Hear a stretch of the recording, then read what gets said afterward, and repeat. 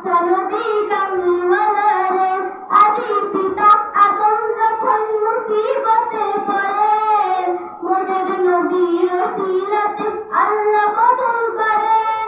আদি পিতা আদম যখন মুসিবতে পড়েন, মোদের নবীর ওসিলাতে আল্লাহ কবুল করেন।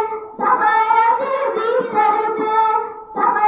বিচারেতে দেখা দিও রে, দো জাহানের বাদশা নবী কামলিওয়ালা রে, দো জাহানের বাদশা নবী কামলিওয়ালা রে।